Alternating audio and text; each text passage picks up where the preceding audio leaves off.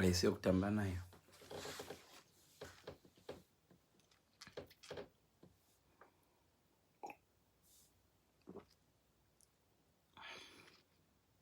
Mubhayibheri. Sorry guys, I've been eating my sweet blue.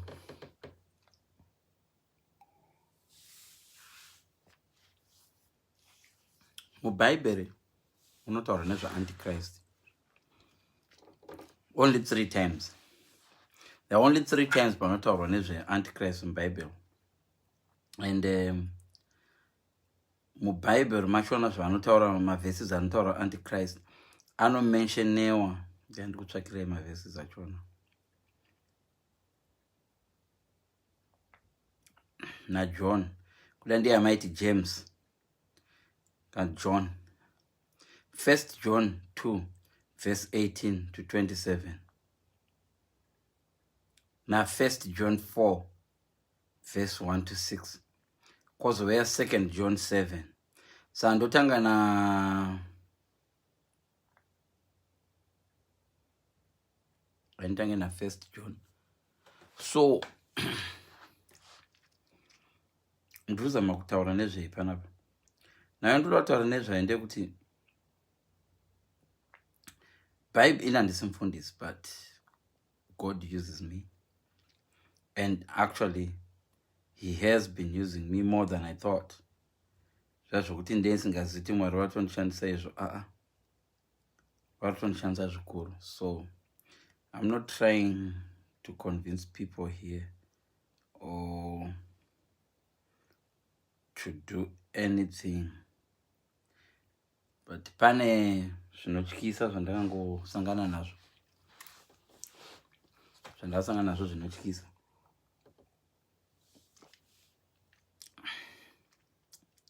Ndatini first verse iriko kuna tombotanga 1 John 2 verse 18 to 27.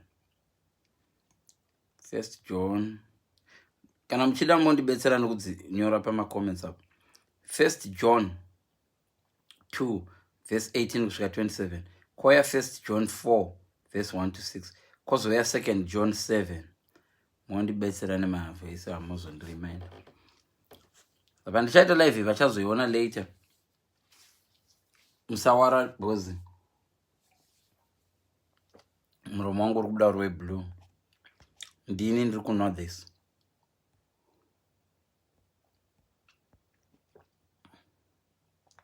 Pane vanhu vanoti umbotitegi. So ndinombotega vanhu pano kuti pavanozomuka mangwana makuseni. Handiwanzi kuita alive nguva dzinedzi. But ndada wangu ndingomenshena kuti a lot of people now vanhu vazhinji zvikuru vari kufocusa muvhangeri yeupfumi. Vhangeri yekuti have this, have that, papa this, papa that, papa this, papa that. But kune nhau imwe yavari kungoignore irimo muBhayibheri yandataura yeAntichrist. So tombonzwa kuti pa1 John 2 verse 18 inoti kudii. Ndoitsvaka muno. 1 John 2 verse 18. Doti 1 John 2 verse 18. So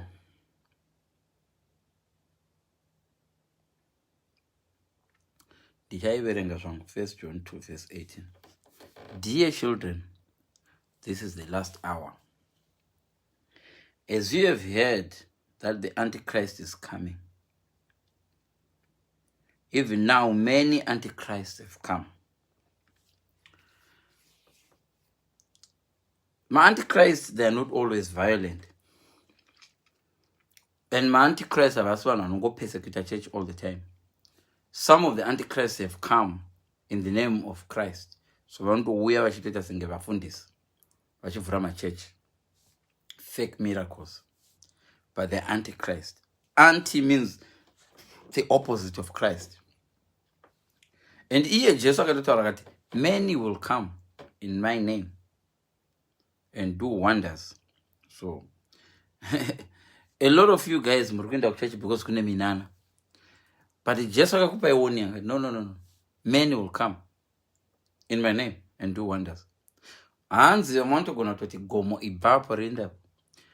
So tuma miracles tudiki tokutwana matiro musoro ukapora kuti hatusi tuma miracles utu. Puchatouya mamwe miracles are bigger than that. According to Antichrist, he will come and actually claim to be God himself. So until these things start to happen, you won't even know. So Hanzi, verse C, verse Fabiachon, this is how we know it's the last hour.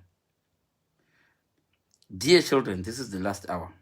As you have heard that the Antichrist is coming, even now many Antichrists have come. This is how we know it is the last hour.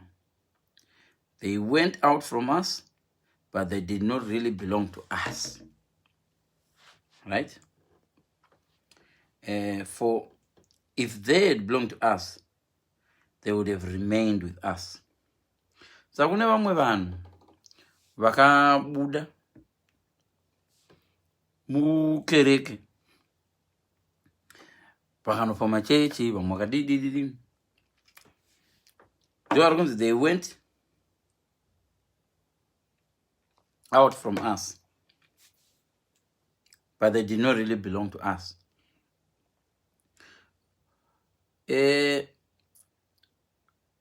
Mukatsvaka Antichrist, muchitsvaka Antichrist ane nyanga, muchamirira kusvika zvaipa. Chazokuudzai tsananguro iyi kwandiri kuenda nayo. Vana Antichrist vari kutouya dzimwe nguva vachitori nemakusha ehwai asava vari mapere. So we know that we have come to know him if we keep his commands. Whoever says, I know him, but does not do what he commands, is a liar. So first symptom ya Antichrist matoinzwa iyi. Whoever says, I know him, but does not do what he commands. So mwari vane mitemo yavo yatingati highway code yavo yavanoshandisa. Saka umwe munhu akati ndinoziva Jehovha but asingatevedzeri makommands aJesu, anenge achitori Antichrist. Remember tikati anti-gravity. Kana chiti anti-gravity kureva kuti gravity inokusundira pasi, anti inokusundira mudenga. So it's the opposite of Christ. Christ akauya to heal, to do things, to bring peace. Ivava we to bring peace. But Antichrist, they come to destroy. They come to cause havoc. So how do you know Antichrist? So whoever says I know him but does not do what he commands is a liar, and the truth is not in that person. But if anyone obeys his word, love for God is truly made complete in them. This is how we know we are in him. Whoever claims to live in him must live as Jesus did. Do you know how Jesus lived? It's not easy. Dear friends, I'm not writing to you a new command, but an old one, which we have heard since the beginning. Iyi vhesi haisitombotaura mitemo minyowani kana kuti yekudii yakudhara-dhara. Panhamba pandaida kutangira panga pachitaura zvaAntichrist panhamba 18. Dear children, this is the last hour. And as you've heard that the Antichrist is coming, even now many Antichrists have come. Saka kwamuri koko Antichrist wakatouya. Akanzi achauya but atovako. They went out from us, but they did not really belong to us. So anogona ngakambobuda mukereke akadini munhu iyeye, but haasiwe mukereke munhu iyeye, right? So but you have an anointing from the Holy One, and all of you know the truth. So kana uine anointing yaholy man, unofanirwa kuziva the truth, kuziva chokwadi. Zvikanzi, I do not write to you because you do not know the truth. Izvi zvinhu zvatiri kuita live hatisi kuitira kuti hamuzivi the truth, and haisi kuitiwa live yekuti vanhu nokuti hamuzive chokwadi. No, I do not write to you because you do not know the truth, but because you do know it, and because no lie comes from the truth. Actually, the reason why tichitoita live ndekuti mutendi wese ari panyika anozviziva kuti kuchauya naantichrist. So haisi live yekuti inobudza vanhu vanonamata kuti hamusi kuziva kuti kunouya antichrist, munozviziva kuti kunouya antichrist. Chandisingazivi ndechekuti, do we really know kuti antichrist achaita anoshandisa maaspects rudzii nechii. But who is the liar then? It is whoever who denies that Jesus is the Christ. Such a person is the Antichrist. Zvinoka wakaona iwo pane mumwe munhu hanzi anodeny kuti Jesus Christ, Jesus is the Christ. Such a person is an Antichrist, denying the Father and the Son. No one who denies the Son is the Father. Whoever acknowledges the Son is the Father also. Zvino vanhu vazhinji vanoshandisa maqualities aya kungoti ndio vana antichrist vakazviziva izvo. Saka zvavakuita naantichrist manje, vanouya vasingarevesi kuti Jesu ndiye, which is why it's very very important. Munhu akangouya nezita raJesu, vana Jesu vakawanda. Vana Jesu vakawanda, kuna na Bar Jesus, kuna na Jesu anototambira Man City. You really need to go to a church inotaura kuti Jesu Kristu, Jesus Christ, imwe chitoti of Nazareth. Mukangoti Jesu kuna na Bar Jesus, vamwe vako Bar Jesus, Jesus Navas, vana jiji. So you really need to be careful. Nokuti munhu angoti Jesu ofunga kuti ndi Jesu okudenga, kuna na Jesu vakawanda, right? As for you, see that what you have heard from the beginning remains in you. If it does, you also remain the Son and Father. And this is what he promised us, eternal life. I am writing these things to you about those who are trying to lead you astray. As for you, the anointing you received from him remains in you, and you do not need anyone to teach you.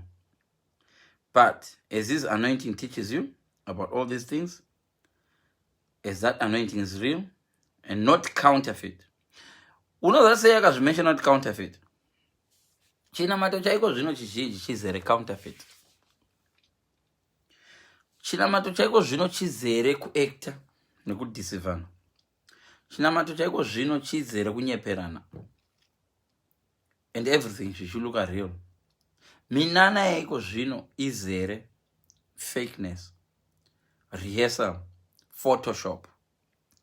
Technology chibudirirawo, minana iri kubudirirawo. Makamera chiwanda, fake miracles are gone. But what we don't realize is just minana chacha isiri fake. Kuchatouya vane minana sure. Yeah, Antichrist ane minana chacha sure. But if asiri wa Mwari. Vanhu vazhinji havazoti Satan une simba rinongoita zvaJesu. Satan anongori the opposite of Jesu. Satan zvaanoita zviya zvokuti Jesu ari pano, Jesu ari kumusha, Satan can do that as well. Yatingada kuti omnipresent yekuti is available anywhere. Satan anogona kuuya panapa agoshandisa inini kukutuka ndiri paFacebook. Iye ari futi kwauri kwachindipindura neaccount yako, iwe uchitaura funga kuti urundituka back nchikutuka uchita malive, mogona kuita live. Satan anogona kuita live ega newe. Achijamba kune munhu ari kutuka, iwe uchituka back, uchituka back kusvika mado arrange kusangana kusvika matourayana. So Satan is capable of doing that. Saka ivhesi yandachitaura ya Antichrist yangachitaura ndeimwe yacho. 1 John 4 verse 1 to 6. ndeimwe yachona futi. So tikaenda pa 1 John 4.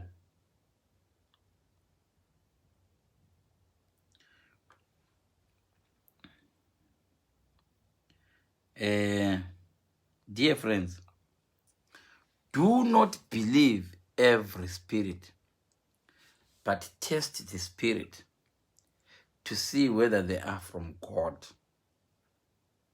Because many false prophets have gone out into the world. Kind it's in capital letters. I will read it in capital letters. Pa number 4, 1 John 4, verse 1. Dear friends, do not believe every spirit.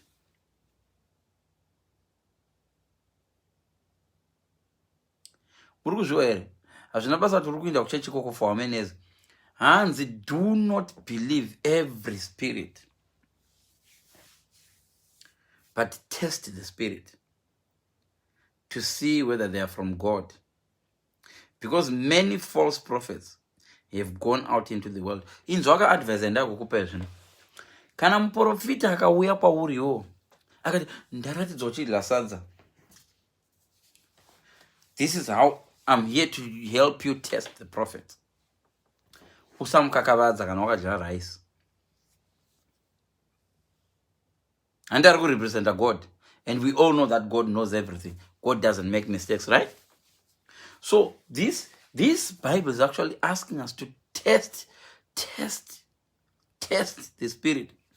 Dear friends, by number 4, 1 John 4. Dear friends, do not believe every spirit, but test the spirit to see whether they are from God. Because many false prophets have gone out into the world. Mama prophet information when you are supposed to test them. Akauya muprofita achiti ndaratidziwa. Iti amen prophet. Amen. Ndaratidziwa uchibuda nepa. Amen. Even ziri nema. This is testing the spirit. Ndikuona uchisangana nenyoka. Yes. Oh, ndizvo ere prophet. You're testing them. Let them lie. Mamwe maprofita muna correct asata pasa test. Kana mnachinyora exam au correct exam yake ka unotanga wamakira zvofoera uzomucorrecta. Ukamcorrecta achiri kunyora zvanopasa o qualify. So the Bible says, dear friends, do not believe every spirit. When you go to those churches, do not believe every spirit. This is written by 1 John 4. But test the spirits to see whether they are from God. Because many false prophets have gone out into the world. But when you don't even have time to test the prophet. Kungo vagba, hallelujah, sow a seed, madobisa. You've not even tested the... Anyway, hands test the spirit to see whether they are from God. And what does the spirit from God do? The spirit from God operates the same way that Jesus was operating. Mamwe maprophets enyu amuri kufollowa amuna mbomatest them. But we have not test them. Have you ever tested your prophet? Or sow a seed. Sow a seed also. You are willing to sow a seed and it. Nothing wrong with that. But have you ever tested them? This is how I test him profita. Vaka uyeva profita vachida kuprofita zvenhema mulife mangu. Andinopikisa ndivaudzi chokwadi ndongonyarira. Go ahead. Ndaratidzwa musikana. Apa ndiri kuzata ndina musikana wandamboti ndabata. Ndadwa neiye ndisina kumbobata musikana. Wanga wakarara nemusikana ukati handina vanhu vati spiritually. You are not testing them. You are not testing them. Because urukuvapa guide. A lot of these prophets, they are using information that you give them. Cheka kuti zvari kukuprofita zvazvipo paFacebook here. You wrote it yesterday. Utakadlamboora. This prophet read it. He's coming to you. Ndikuona wadyamboora. Why don't you test them? Feeds or to test the same false prophet.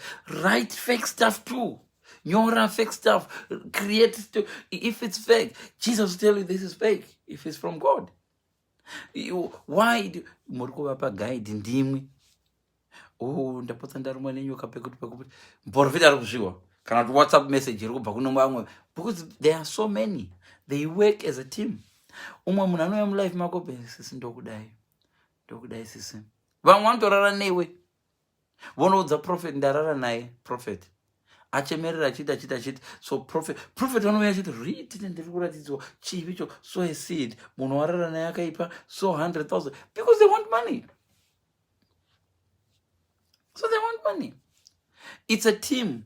Let me tell you, if I wanted to really start a church right now and be a false prophet, I will make money within 20. People are saying, why are you not doing? I fear God. It's so easy to make. And the way so many people are so stupid now, it's so easy to have a following. It's so easy. Because vanhu vazhinji varoda kunyanya kubelieve vachiprofita too much. A lot of you guys, may I get 100% of, a lot of you guys would not believe vachiprofita too much. Chiprofita chinoshandiso kumunhu ari stubborn. God uses prophets kumunhu anenge ari stubborn. If God wants to talk to you, God will use you. Ndichakuudzai something scary that happened to me when I was sleeping. Before I finish, I will tell you something scary. And the explanation there was clear. So are you saying, Fidzo, God speaks? Oh yeah, God speaks to everyone. God speaks to you. God speaks to everyone. He only uses my prophets when you are stubborn. Or as a warning. Vazhinji venyu, you want to follow this, but you've never tested them. Hanzi, dear friends, do not believe every spirit, but test the spirits to see. I'm gonna spirit one. The spirits, to see whether they are from God, because many false prophets have gone out into the world. This is how we can recognize the spirit from God.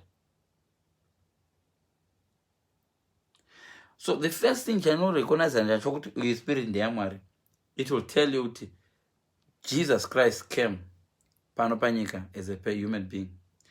And this is how we can recognize the spirit of God. Every spirit that acknowledges that Jesus Christ has come in flesh on earth is from God. But every spirit that does not acknowledge Jesus is not from God. This is the spirit of Antichrist, which you have heard is coming. And even now is already in the world. You know, Antichrist is already in the world. Is not already in the world.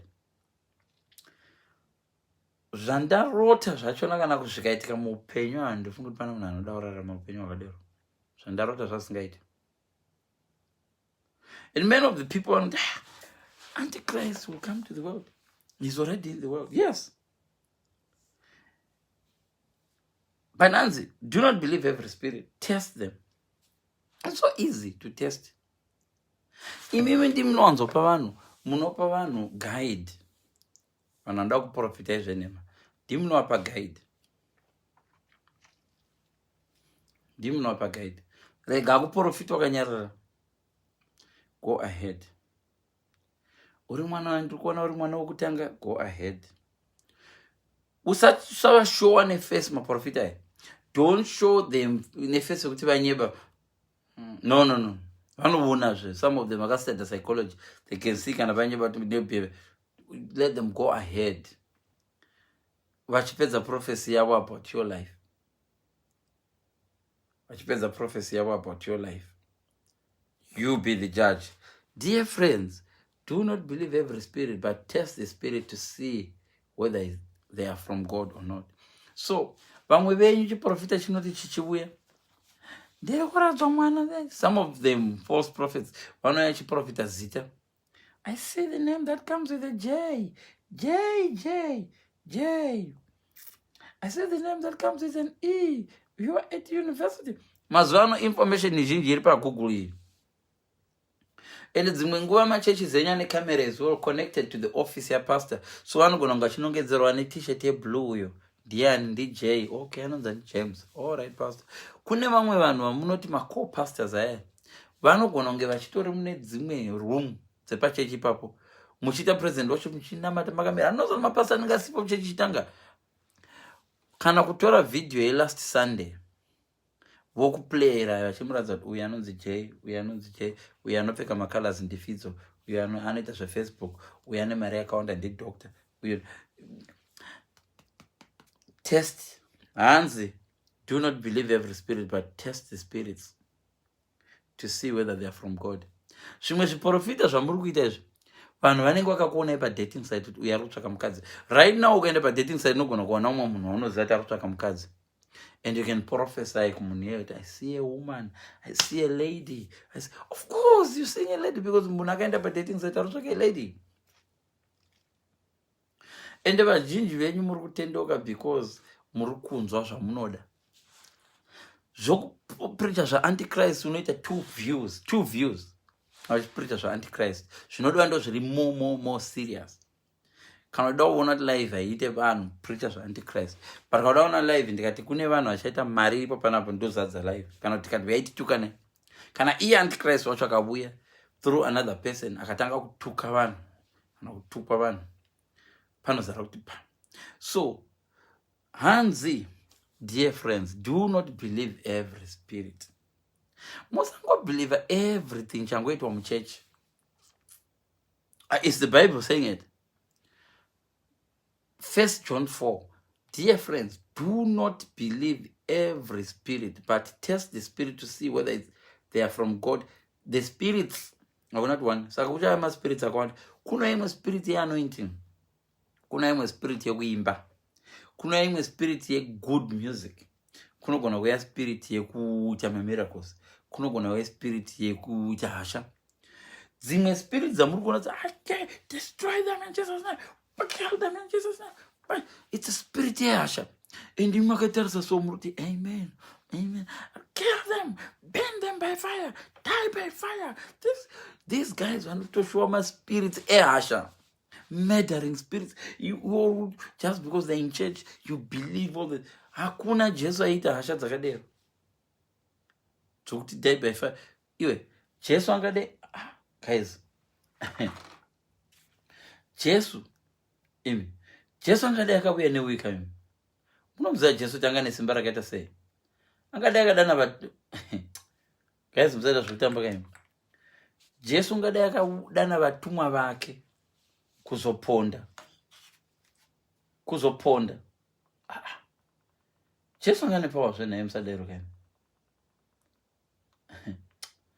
Jesu angane power. Angade akatuma vatumwa vake kuzoponda. Sorry, ndanchida kudzima uyu. Ameno zvazviri kuita ikokoko. So listen guys. This is not a joke. This is not a joke. Jesu angade aka test the spirits. So, yes. Shikasinzi. You, dear children, are from God and have overcome them, because the one who is in you is greater than the one who is in the world. Greater is he with they are from the world and therefore speak from the viewpoint of the world. They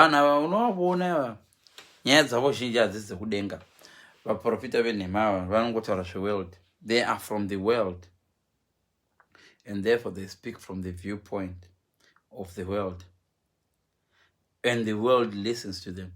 Iwe church inonakidza uri kupinda ikai. Iyo church inokunakidza yaunoimba wabva kubhawa. Some of these churches munobva kubhawa kutonohura uchitoya chaitoenda pastage uchinoimba so, and you think it's a church pro. Iwe they're fake. Church yokuti ukapinda unzwe apa pako kurohwa nehana kana wabva mukutadza unobva kunohura uchitopinda unotohura mutoilet yemuchechi kutodownloada pono newifi yemuchechi without feeling guilty. What ndo church and this is my church. Iwe shamari. Hanzi test the spirits to see whether they are from God. Church isingambotsiure zvivi. Jesu akapedza 3 years achingotsiura vanhu zvitadzo. Go and sin no more. Go and sin no more. Achita mamiracles ake achigo.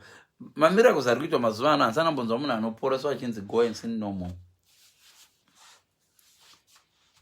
Muri kuporeswa muri kuzvivi zvenyu as long mari ichiuya chete. Some of these are false prophets.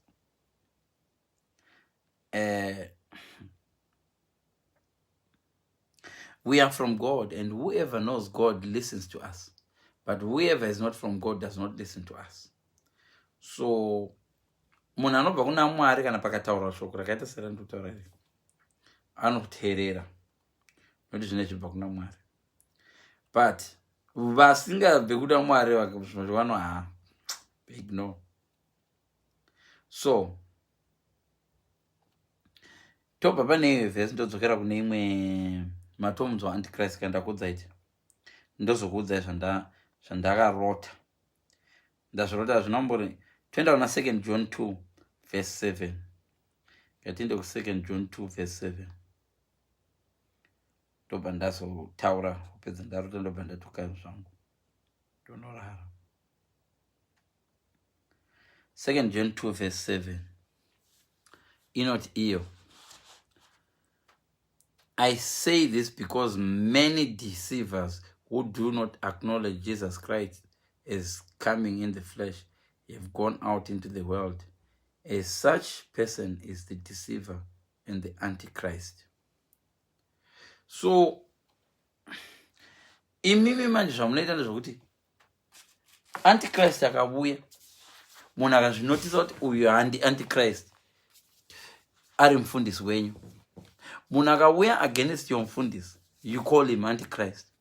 But the Bible rati no, vanoramba kuti Jesu akafuya ari munhu akafa nezuva retatu akamuka ndo vanonzi ma-antichrist. Imimi venyu ma-antichrist munhu anenge don't raise your voice against our papa.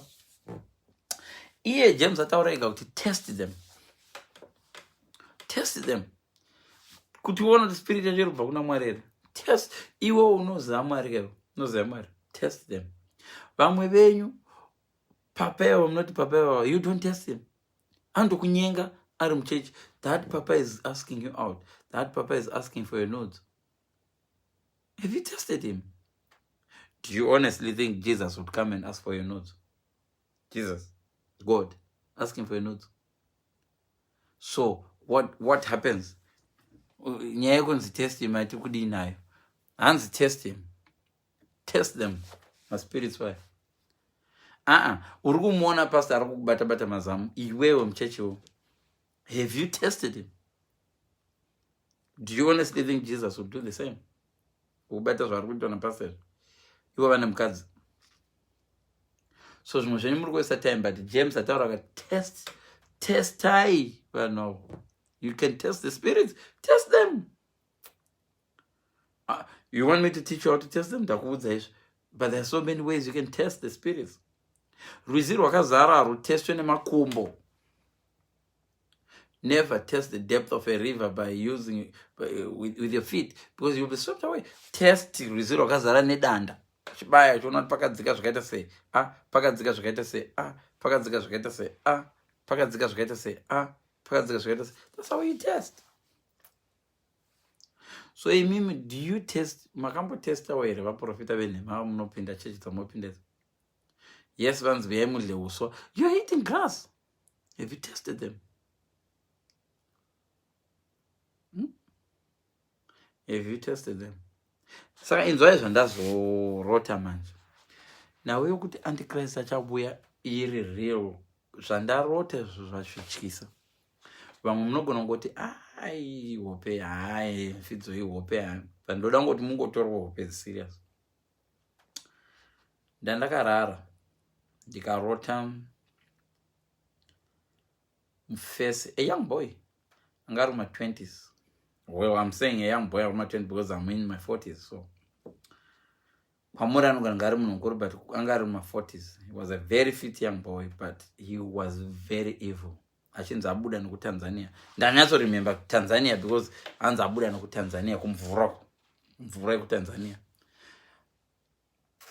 guys, munhu yanga ane hasha, and munhu yanga ari evil. That guy, he wasn't ugly, anga sina nyanga, he was just a normal guy, but ane hasha, ukasha. Anga nezibanga naro so, and anga singache kurishandisa, and anga chirishandisa, and anga chibaya vanhu. Zvanga zviita munhu ndezvokuti anga achingobuya akatsamwa, and anga sina shamwari, and anga singawirirana anyone, and he wasn't coming here for anyone. Anga achisvika so vanhu achidiscussa bhora, pamwe Liverpool ndoyawina kana kuti Manchester ndoyawina, ongochuza chero side rada, muri kusapotera timu yadla timu yangu odo, anga achibaya vanhu. But zvazvichiitika, there's something, 3 things zvandanotisa papachitika zvinhu izvi.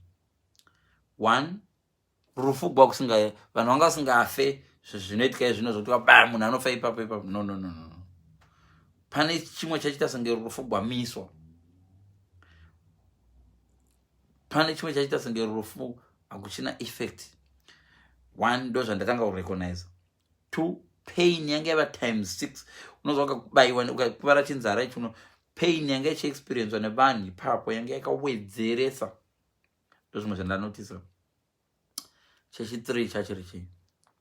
Chechi3 kwakusisina zvana police, and kwakusina everything was going normal, but zvisiri normal. And this guy anga achiuraya kuti zvokutamba, but vanga vachifa vachanga vachizofa after a long time, anga vasingafi zvokumanya. This guy anga nepower inotyisa. Chimwe chechi4 chandarecognize pa this guy, anga achikwanisa kungova any place when he wants. So this guy zvanga chitanga chingo akafunga kana kuti iwo kamufunga, kune ngofunga mboza kune munhu waibva ngomona pemberi pako, so idzi hope dzandanchiona handizi chii imdi mchadodzera. So this guy kazvanga chitaka achiti dzimwe nguva kangomufunga utomona nezibanga banga anga karibata, and banga richasingira kanamigwa paruoko so nesellotape kuti sabva uku rari banga rakatesva like every angle yaka in a sharpness. So it's a asana mbona banga rakadero like zvakaita remote izvi kwese kwakuchibaya, kwese kwakuchicheka. So rari banga rakaita it's a scary banga, but riri banga duki rakadai so rinocheka kwese, like it was scary. It was a 3-minute dream. So ndakuudza ndakati chinhu 1 chandanotisa ndechekuti pain yange yawedzera. 2, chimwe chandanotisa ndechekuti munhu uyu kawe anga asina shamwari. 3, munhu uyu anga nebanga iro rakatesva rakadidididi, but anga asingasungwi for angari munhu anongoapia everywhere. Zvatingati zvinoitwa zvazvokuti omnipresent, angari pano ari kwese kwaanoda kungoenda, asangari mukomana. This guy was dangerous. Mirwi yevanhu vanga vafa vavachizofa after a long time. Pain zviya zvokuti Jesu zvazingashashandi, and that person ka wanga usingakwanisi kupreacha. The reason why anga asingakwanisi kuripotwa futi is because ukangomufunga kuti rega ndimbonomuripota anga achidouya mberi kwako, achitoziva zvaita senge ari kuziya zvichaitika pauri, like ukamufunga no munhu andikuvadza obva apia. Remember ihope dzandandichiona idzi, it was a show ndadikitira kuhope. This person handisati ndamboona munhu ari evil like that. Maporisa government zvese zvachingofamba zvifunctiona. For some reason uyu munhu anga ari untouchable, very untouchable. Kana zviro zvakanyogwa mubhaibheri kuti Antichrist achauya for 3 years omboderoka, kana akauya zvokwadi akauya zvinhu zvandaona kana kwazvo zvinzi zvinoitika, tongoti ihope dzekuti maybe ndandapindwa nechando. Asi kana chiri zvinhu zvichaitika muupenyu, vapenyu panguva iyoyo, I don't want to lie to you, it was terrifying. Unominyaya sei senge zvichiita live anga chingoapia woti rega ndiite live. So vanhu vanga vangokurelaya neinformation yavakadzidza. So information yamuri kuwana iyi yatiri kupa yemubhaibheri ibatisisei, you never know. Rimwe remakore inenge singachawanikwe information ipapo vanhu vavongorelaya nezvavanoziva zvavakaverenga mubhaibheri. Bhaibheri wanga usingaribatiwe, ungaribati auya nebanga rake kadai so. Vamwe tachitongobvunda asati atotibaya kana tiriseni kope kuko ndachingobvunda ndichizvibvunza, why did I ever visit Tanzania? Because ndakamboenda Tanzania, so handiziti pamenshoni Tanzania. Jesus, pamwe chandiona kuti chii ndakamboenda kuTanzania. So it was in my dream, but the fear was too much. Everyone was living in fear, everyone.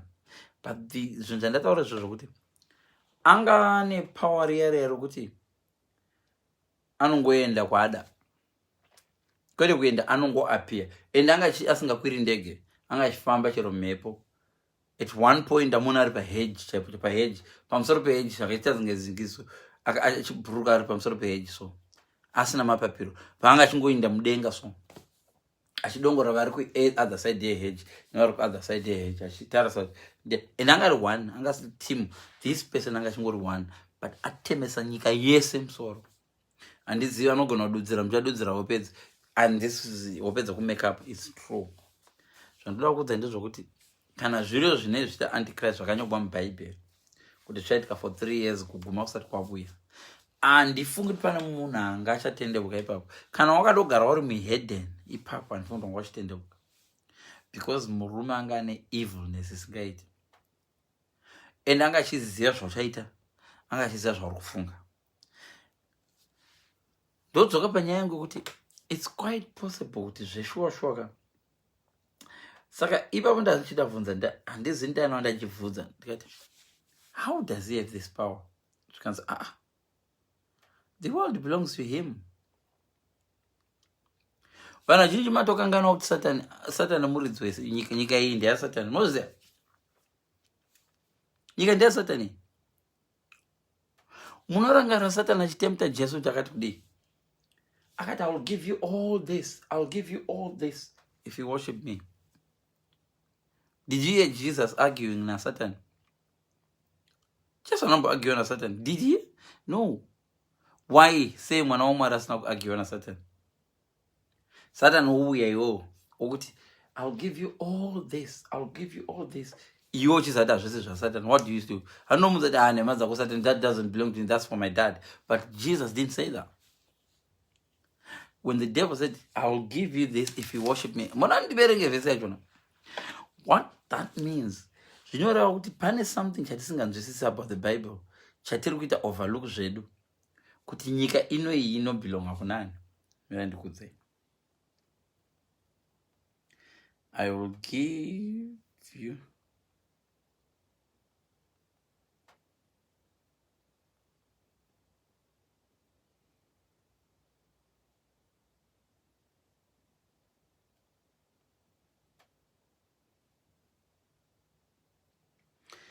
Hanzi, Matthew 4 verse 9.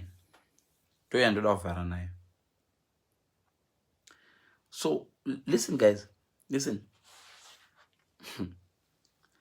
Nyika ino iyi ndokukura kwayo ine muridzi nyika iyi. Iyi nyika yatiri kugara iyi haisi nyika, ine muridzi nyika iyi. Do you know this world belongs to the devil? According to this verse. I will explain this. Satan muridzi wenyika iyi. Satan kada kupa ma diamonds anokupa. Satan kada kupa, because Satan, the world belongs to him. All right, listen to what he said. Then Jesus was led by the Spirit into the wilderness to be tempted by the devil. He was led into the Spirit. He was led by the Spirit into the wilderness to be tempted by the devil. We don't know which spirit led Jesus. We just assumed it was God's Spirit. But I don't know whether it's God's Spirit that led him or it's the devil. Remember, devil can speak to God. The devil once spoke to God about tempting Job. He said, Job, God, you mean you can't protect a Job boy? Why are you protecting Job? If you weren't protecting him, I would do. And God said, no, Go and do everything else, but don't kill him. So devil can kill you as well. The devil can kill you. So when the devil kuna Matthew 4 na Mark 1 verse 12 to 13 and Luke 4 verse 1 to 13, Jesus was led by the Spirit into the wilderness to be tempted by the devil. After fasting for 40 days and 40 nights, he was hungry. The tempter came to him. And not the devil, the tempter came. So the devil can actually lead you to the bush, but we don't know if he's the one who's gonna test you. The tempter will tempt you. So the devil akada kutora iwo achida kuona kuti uri hurere, haasi anosvika achiti ndoda kurara newe, anozokutsvagira, anogona kutsvagira the tempter, mukadzi waunoda iwe akabandei. So many of you think, kana devil auya ndichamuona nekushata. No, the devil is not ugly. That person wandanchirota yanga asiri ugly. He was just a normal guy, fit actually. I won't say he was handsome, but he was a guy, but he was angane terror.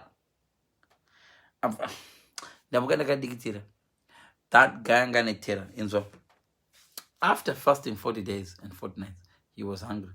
The tempter came to him and said, if you are the Son of God, tell these stones to become bread. So the tempter went and told Jesus, he was on a shara. The devil doesn't come because of tempter with something that you don't need. This is where many people get it wrong. The devil doesn't tempt you with something that you don't need. The devil knows you want a husband, so he will bring a husband looking person. So the devil knew that Jesus was hungry, so he came with the food. Idea food. So the devil knows you want sex, so he will come with a sex idea. Tenga toy iyo. Yem answers. It's better than kurara nemunhu anozokupa chirwere. Does it not make sense? It makes sense. But how do you have bonde nechidhoro usina kufunga chivi? You overlook that. You're a Christian right now, uri mukristu, but une toy bedroom mako. And unoporodzwa when the spiritual husband. Yes, unaye spiritual husband. Because toika painenge chikudhororo. How imagine toy? Una imagine a person. Saka devil ane right yokuya nezigurume rake rine mamhasuru mumaindi mako uritidzi. Uye na fidzo.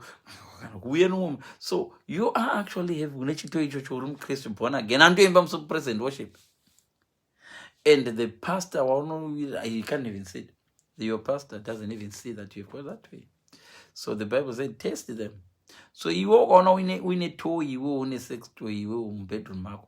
As Urumuna no namat, Arumuna ran up a count up, Urumuna say, oh, it's better than a Munanos and the Pachi wear as soon as toy in Bamako. Yanos bye now. And you think, God uses you. Really? No. So the tempter came to him and said, if you are the Son of God. The tempter knew that Jesus was the Son of God. He knew. But he went and said, if you are. Anyway, the tempter knows that you are the Son of God. But I know you are. And do not bond. The devil knows. The devil knows. So the devil will not tempt you because there's no ukaona uchitemptwa nemukadzi asina kudai iwe uchida mukadzi akadai haasi devil. It's your own mind. Devil will tempt you with what you want. So let me teach you one thing. Wakaona iwe uchitemptiwa nechunhu chausina basa nacho haasi devil. No, devil haiti effort yakaputsa kudevil. The devil will tempt you with what you need. So dzimwe nguva munonyebera devil anenge asipo ndakuda kutongoti nditokudzai Satana yakwandira kati bama tisha iwe usingawitsvina. No, Satana anokuti ibama tisha chiza toda kunopukuta misodzi kana toda kunopukuta mutoilet, anokuti haakubisi zvinhu zvasinganide. So you need to know this. So the tempter came to Jesus and said, if you are the Son of God, tell these stones to become bread. How hungry was Jesus? Wekuti shuwa angachinja mahwe ose kuti aite bread. Akati turn this stone to become bread. Maybe chingwa chakangwedza neremotive. Turn this stone to become bread. He didn't say that. I got these stones to become bread. Why?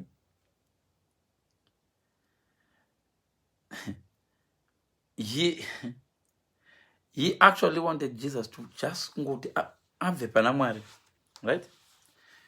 But Jesus akangotora. The devil anoanswer nevoice in Bible.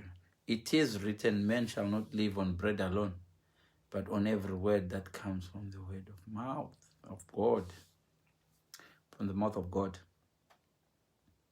So the devil, whatever he did was, but he didn't go away. He actually took Jesus. This time now, we don't know who took Jesus to the wilderness, but this time, the devil took Jesus to the holy city. So Shamari, just because you're going to a holy city doesn't mean that it's God taking you there. Just because you're going to a holy city doesn't mean that it's God taking you there. Oh, I'm going to this holy church.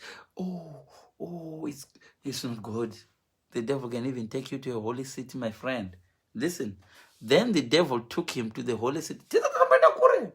Vamwe venyu mukatora mukaenda ku holy place munofunga kuti ndijesu akutorai ndimwari vari kutora.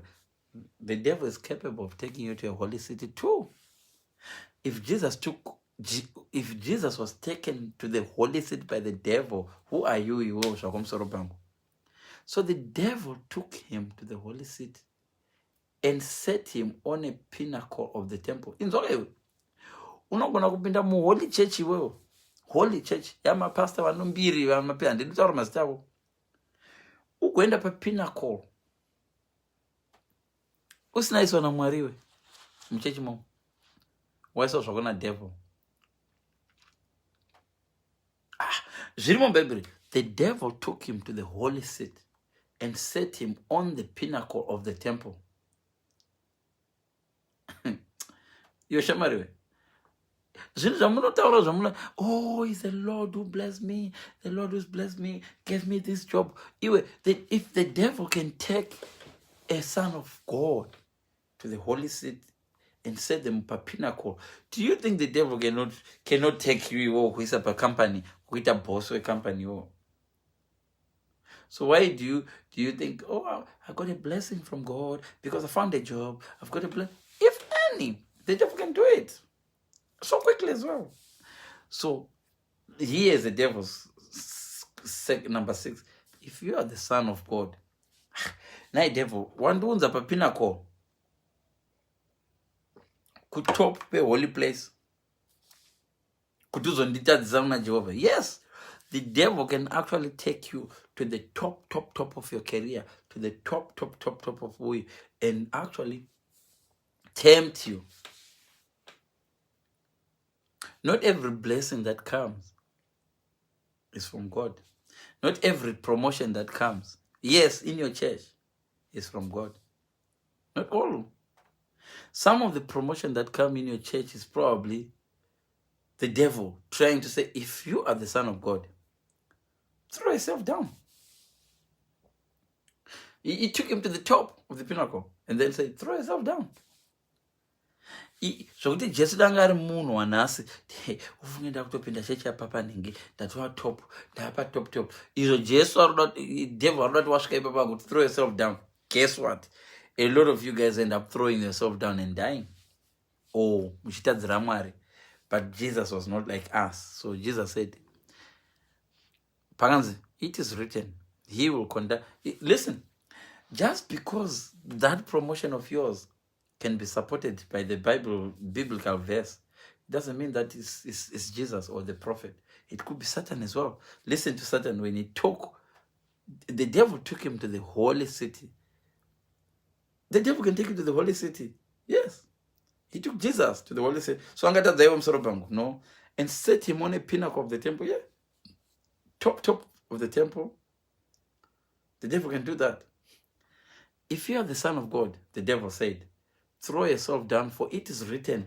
The devil can quote the Bible. He knows the Bible more than you. Most of you don't know the Bible. The devil knows the Bible more than you.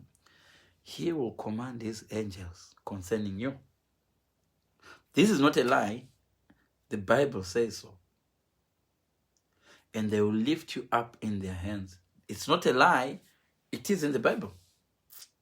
and so that you will not strike your foot against a stone. Yes, those stones could change them, make them bread.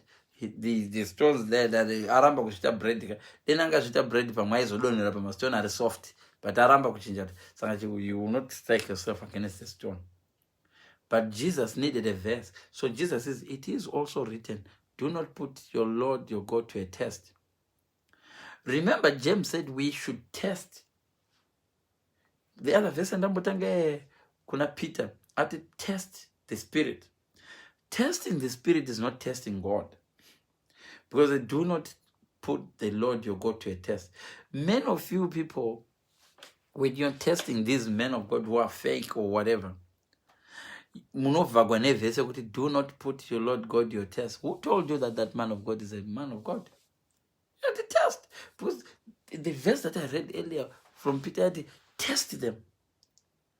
Test you put them a test. In my test report now, if you don't have anything to test your prophet with, there's COVID. You don't even need to go with COVID. Ask them why. Tisingaboni vanhu vachihiliwa neCOVID right now. Test them. If kana vachitadza kana ivo vachitadza kurapa COVID izvo zvino izvo, voda kuti vazoita mamiracles rini? Vanozoita mamiracles rini? Hello, puna vachandibata this life ndiri kuita pasina vanhu, because I want to share it. I'll share it on my YouTube. So kana pasina vanhu panapa kuYouTube kundokwairi. So and this live ndaita nguva dzinoidzi. So just because Wanzi, do not put the Lord God to your test, it doesn't mean that prophet wako in the Lord God. There are a lot of fake prophets, but mislead. So I said, all this I'll give you, all this I'll give you if you fall down and worship me. And then Jesus said, away from me, Satan, for it is written, worship the Lord your God and serve him only. This is the only time Jesus was left alone, na devil.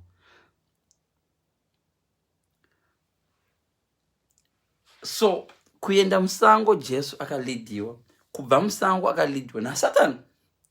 So iwo musoro bangiwo urofungwa kuti iwo unonyashamisira zvokuti Satan agonofamba newe. Iye akatora Jesu. Mazvinzi apa hanzi the devil took him to the holy seat. The devil took Jesus to the holy seat. Iwo Satan ambondibata. Satan angatadza kubata iye akabata mwana waMwari akaenda naye ku holy seat. So uzotadza iwo zvako. So what am I trying to say? Ruzama kuti nini? Imwe miedzo munongotaura kuti maedzo haisi miedzo. Mimi sina kutomboedzwa kana. Pfungwa dzenyu idzi. Ende Satan hana kupusa ka. Satan hana kuenda kuna Jesu akaguta akati chinja. Satan anokumirira ubakwe nejara. Waita 40 days une jara ndopano kuti chinja matombo aya waite chingwa. Ende iye Jesu later akatozochinja. Hanombochinja matombo futi. Akatozongochinja hove mbiri nezvimbwa zvishanu kuti zviwande. So why would Jesus change matombo? Yes, increase. Zvandoda kutaura ndezvokuti machechi mazhinji aya amuri kupinda, mamwe acho anoda kungotestiwa. Vamwe vanhu vamuri kupinda chechi dzavo idzi, have you ever tested them? Because First Peter yataura ikati iyo, test them. First Peter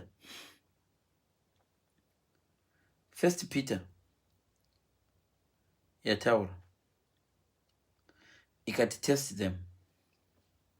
So you are the one who is supposed to be tested. You have to test your pastors. Zvenezvo zvokuti iwo unoti unopinda church as pastor achikubata iwo uchibata na pastor ndeti. Woti man of God vaita mistake. Man of God vaita mistake chi. Kuna man of God anobata. Have you ever tested man of God wakawa kuti one man of God ndeve mashuwa yakanta basa. Saka zvimwe zvinhu zvamunoita murungo zviitisa zvinhu. Nyangwe Mwari kudenga anongoti vanhu vazina kukwana. You are tempting yourself nenhema. So pandichazoshare iyi kumagroups angu kune rinonzi Handy Leon Live Hot Topics koya rine about 27,000 followers. Koya rakanzi Chinotimba Jokes where ndichashare imomo futi this live. Vanoda kuzokomenta, musakomenta inyu palive, mukomenta kuinbox wangu because ndo nayo ndada ngo ndingoshare nemi. Ndazvita usiku vanhu vesakarara because ndazvita masikati papa rimwe raindituka musoro kundidisrupt. So ndofunga live yangu iyi ndapedza zvandada ndiita, but kana muine mubvunzo manje vachazoiona live mangwana makuseni. What you do now is inbox me. You can comment below there. Kana mapedza kukomenta ndichizopindura nemacomments. Kana paine mwe topic yamoda tizoita. But nyaya huru yandaida kutaura ndekuti Antichrist wakatosvika. Ende mazuva ano atiri munomka tatova mazuva Antichrist. And you need to test. You need to test. 1 John 2 verse 18. Ndoda kuidzokorora iyo ndoda idzokorora iyo ndisandaenda. 1 John 2.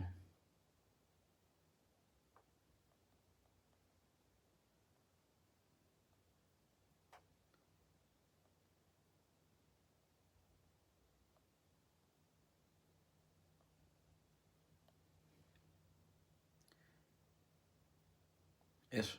So ndoda kudzokorora iyo vanaedza vachiri kusvika izvino. Vanaedza tata kunzvengaika live dzeusiku idzi. Right. Ndisandaenda.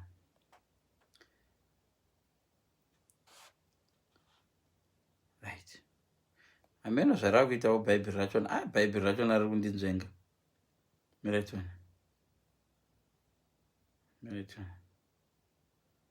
Yes.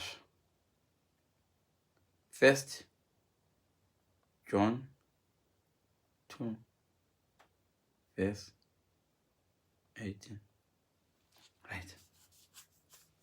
So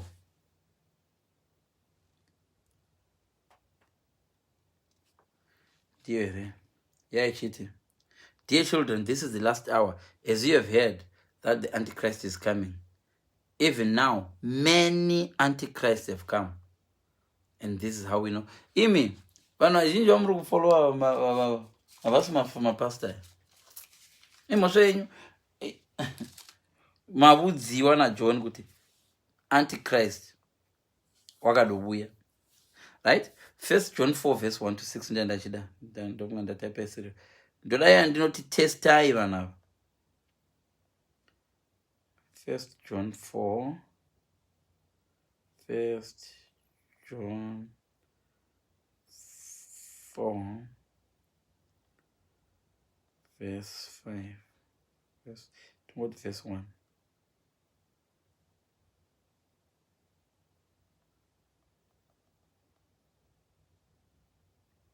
This one. Pane pandinoda. Beloved, 1 John 4 verse 1. Beloved, believe not every spirit. Inzwaika. Just because papa vauya vakati zvokuti nezvokuti. Guys, do not believe them. Musazota zvimo zviri kuna 1 John 4 verse 1. Hanzi, beloved, believe not every spirit, but test these spirits to see whether they are from God. Iwe unobvumidzwa kutesta papa vako maniwe. Vakavaya chida kuprofita zvenema ndaratidzwa do. Vamwe venyu are very stupid. Hamuna psych. Munhu anoya kuti ndaratidzwa do. Ndiri kuona do. Hapana munhu asina do. Aprofeti vanoona chii iwe achikuratidza do. Pane musha usina do here. Think from outside the box. Ndaratidzwa uchidya. Uri kudya zvinhu zvichena. Munhu wese anodya chinhu chichena. Kana ari muzimba anodya chinhu chichena, sadza, rice, kana kuti chingwa chacho futi chizhinji chacho hamudyi chebrown imi. Mudya chichena. Ndikuratidza starch in your body, starch. Who doesn't eat zvine starch ipo panapa? Who doesn't? Test them. Hands. Test these spirits. Test them. Imi. Muri kubva kwanana false prophet. Ndataura ndikati, miracles uchavona kana COVID yazopera. mamiracles avanoita vanhu ivava zvitunha zvakumutswa zvakafa manje asi vanonamata vakapfeka mamask. Right now vari kunamata vakapfeka mamask. Iwe Jesu aibata vanhu ane maperembudzi iwe. Jesu anga asikapfeki mask mani iwe. Jesu aibata vanhu ane maperembudzi. Unoziva maperembudzi aiva worse than zvamuri kuona zveCovid. Maperembudzi chigumwe chaidona ichi. According to the Bible zvigumwe zva Jesu aivabata vasingabvunzi kubatwa. Ende kana wabata munhu ane maperembudzi wanga usingafaniri kubata vanhu. ZveCovid zvaizvo zvokuisa mask izvi. Anga waiti kana wabata munhu ane maperembudzi you have to stay away from people unogara kusango uko. But Jesu aivaporesa. Ototi ndai munogeza. Get tested. Tinoda maprofesa akadero poresa munhu ane COVID. Izvezvi akatesta positive nezuro woti go and get checked. Inga vanotesta vakawanda zvinhu mastiki zvakazara mumhino dzavanhu. So this is the best opportunity yokuratidza kuti Mwari wenyu ane simba. Mwari wenyu ndiye Mwari wedu. Zvekumirira kuti vanhu vatange vafa vazodidi dene muchisvika izvozvo munhu akafa pane COVID uchiti rikitikiti nendimi dzenyu muchivaporesa vanhu neCovid. Paropa tinotesta kadzi hanzi test them. John ataura kati test them. Test them. Dear friends, do not believe every spirit, but test the spirits to see whether they are from God. You can test iwe. Shamari, you can test man iwe. Pastor Venyo. Iwe kana wabva kunohura iwe, uchisvika uchiimba praise and worship. Pastor vakasingambozviona kuti uri kuhura nemurume wemunhu. That's a test. Watomona pastor avaboni chuna. Vangani vana pastor Venyo vanotouya achiti, hello, sister, can you pray for us? Can you pray for us? Sister, iwe chinyatsozomoya kuchera mana kazvichiura chandakaita nezuro ichi, pastor, please. Ungozozvishingisa. Iwe, they are fake man iwe. Madhimoni aitiza Jesu. Unoziva kuti pastor wako uya kana ari real unozviziva. Dhimoni rinodona iwe. Madhimoni aunawo Yesaya. Tarasa madhimoni aunawo Yesaya mucheche. Just because okay, kana uda kuvatesta. Do you know kuti vamwe vanhu vari kubhadhara zvegumi zvakawanda vanobhadhara ma15,000 vari kurara nevakadzi vomunhu muchechi ende hapana zvavari kuitwa. Mari idzo dzese dzatiri kunzwa machende dzekungofuma chete. Hapana kana utambudza chiparadza zvaAntichrist. Kutaura zvaAntichrist zvandota. Right now ndota Antichrist live yangu haimboiti kana 500 views. I can bet you this. Muchanoicheka kuYouTube, muchazocheka. After 2 weeks, 3 weeks, inenge isina 500 views. But mamwe malive vangu ane 4,000 views, 15,000 views. Mamwe wacho 52,000 views. Mamwe malive, but nokuda ndiri kutaura zvaAntichrist zvandokudza kuti imi vanhu imi. You can test money, Papa. Papa wakati kuprofeta Heather, ndaratidziwa. Go ahead, Papa. Usamapikisa. Heather, ndaratidziwa. Warara nevakomana 4. Mugore rapera wakarara ne50. Iwe usamupikisa kuti pastor handina kudero. No. Vazhinji venyu munopa vana pastor venyu maguides. Wakaguma rini kumboita murume. Pastor ndativa ne2 years. Yes. Wozonzwa kuprofeta. Iwe. Iti ndibudzei pastor. Ndakadzingwa kuchechi dzakona pastor ndauza ati aura imi pastor ndozokuudzai after mapedza kuti manyepa pekuti. And all pastor vazvide fake pastors don't want that. My fake pastors anoda kupa guide. Ndaradzwa imba yako ine door rakafesa uku. Fire exit. Ndikuona senge kune fire exit. Madoors emu-UK esa ane fire exit. Unobuda nekoko, uchibuda nekoko. It's possible kusara kana uri pa high-rise building. Even pa high-rise building kune ma-stairs, fire exit. Ndaradzwa imba ine window. Ndikuona bathroom. Yes, bathroom. Vanongona vachigara vakapfeka blue saka vanoziva kuti dzimwe nguva mumba mako mundeme blue. Bathroom ine color iri bright. Bathroom. Yes, what color is it? But blue. Blue. This is where you can test them. Vakandiradzwa bright colors. Most of you now know my sitting room. And they no post. Listen. Kana uri munhu anoposta pa social media sterek. Don't believe in prophets. If you are a person, this is now wisdom and that. If you are a person who likes to post a lot of things by Facebook, right now, and then my life is bad. So it's just not on, because researcher or Google, vamwe venyu information yamuri kuprofitwa na prophet iripo pa Google. ndaratidzwa wakasungwa waita fraud. Ndiri kuratidzwa vanhu vakasungwa vachiparadzwa naSatani, vanhu vakasungwa vachiparadzwa. Iwe usingazi. Amen, pastor. Munoona akugugula pastor uyu, akugugula kwando basa regoogle. Ende vamwe vacho vane mafamily groups, vane mafamily groups, vamwe vacho vane machurch groups. Muchurch group imo munenge mune munhu maadmin. Cheka vanhu vakanzi admin ivavavo. Imwe information yauri kupa munhu akanzi admin uchingwati shamwari yako inovira yadova napasa. Pasi unokuprofita. Ndiri kuradzwa debt, ndiri kuona nechikwere che1000. And some of them can even go further. Vanokwanisa kutotora mari muaccount yomu munhu vagona kutumira via ping it. Kune imwe yanzi ping it yakanga yonetsa. Thank God iri kustop yo. Barclays akanditumira tsamba ichiti ping it yakuidzima. Iwe miracle money, miracle. Okay, miracle babies esa akaitika aripi tiwo mavona yezvino avane 20 years. Ngamuye timaone tite DNA tione miracle babies zvemashuwa here. Aripi miracle babies. Some of them test them. Iwe Bible radero 1 John 4 verse 1.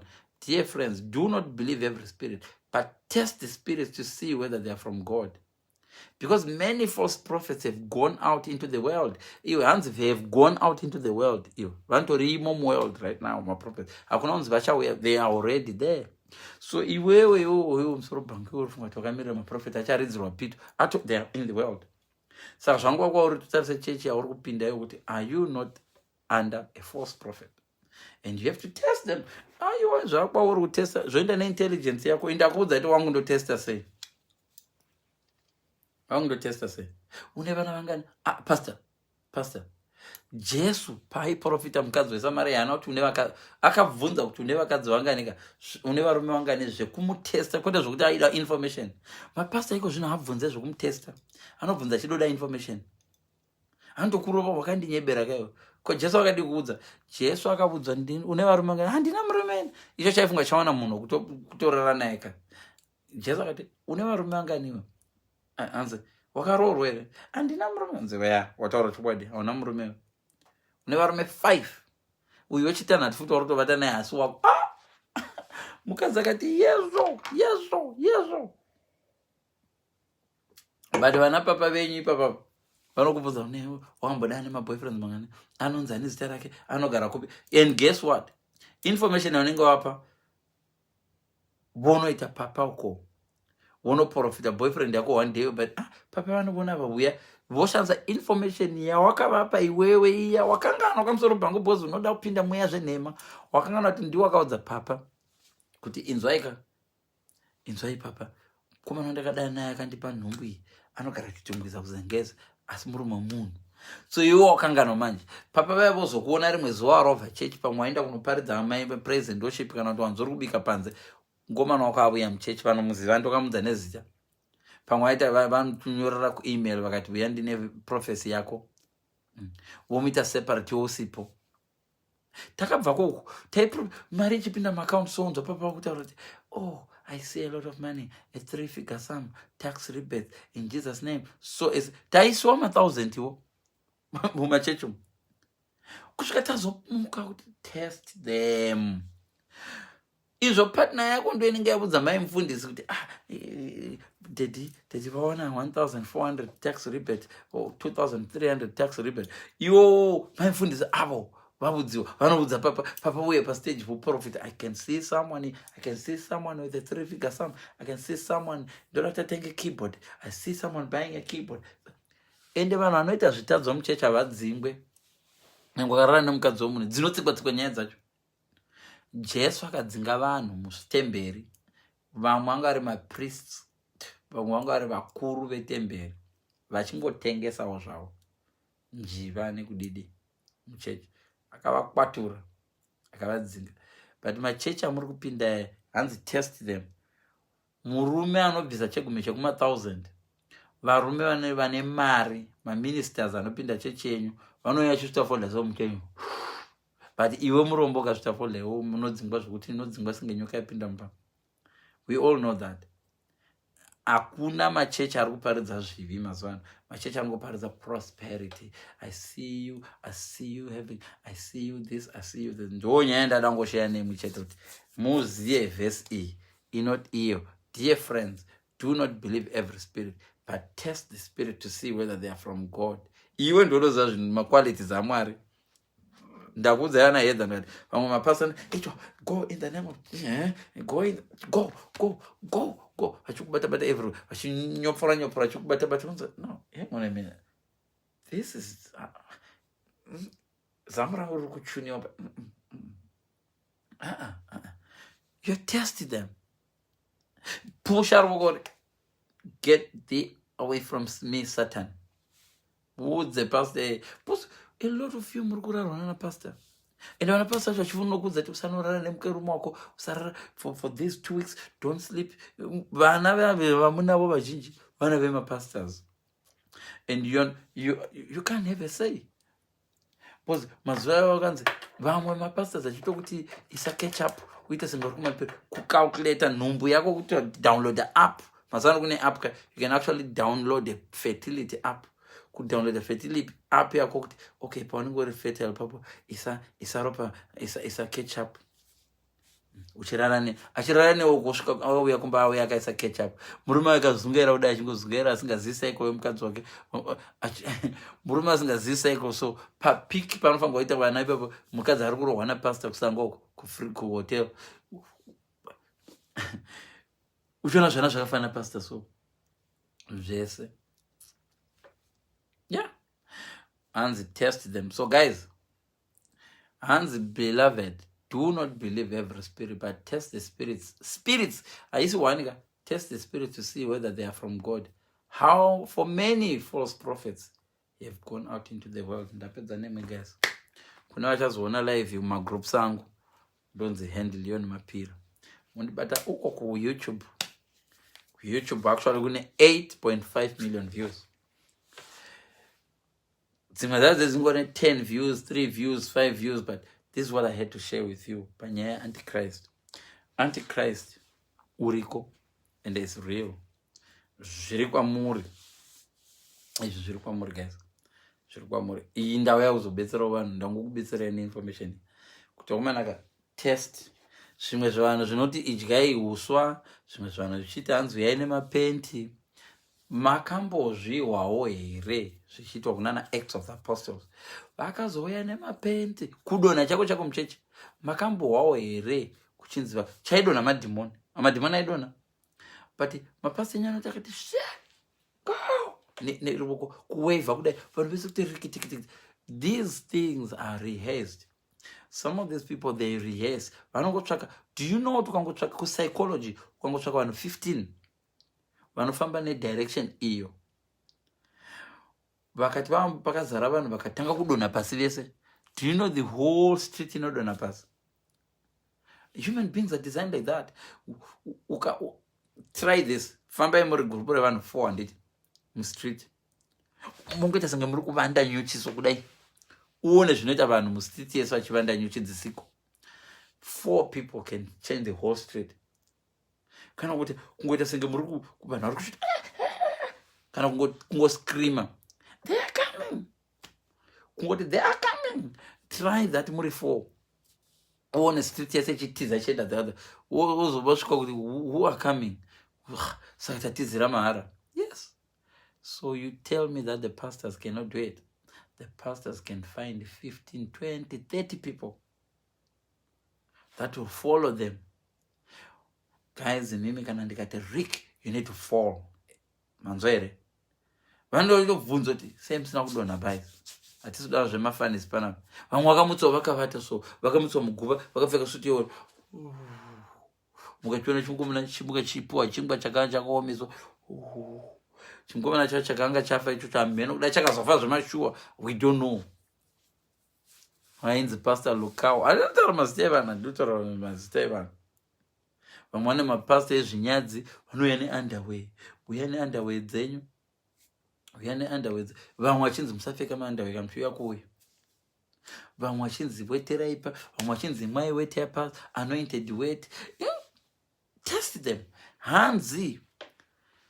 Dear friends, do not believe every spirit, but test the spirits to see whether they are from God. Because many false prophets have gone out into the world. Kana usingagona utesta shamari ozondivinga ine kuinbox ndokudza kuti how do you test. First of all, mapasta mazhinji aya mamwe acho haapimbiri kuna Mwari anyway. Havapimbiri kuna Jehovah. Ndiri mbinga. Pastor anoti ndiri mbinga. Ndine helicopter ndiri mbinga. Mbinga ndi Jesus. Mbinga ndi Mwari. Mwari pachavo vakatoti vane jealous. Havadi munhu anoworshipa another. Test them. Test them. Kana ari munhu waMwari achipromota zvinhu zvisiri zvaMwari unotoziva kuti haasi Mwari. God doesn't work like that.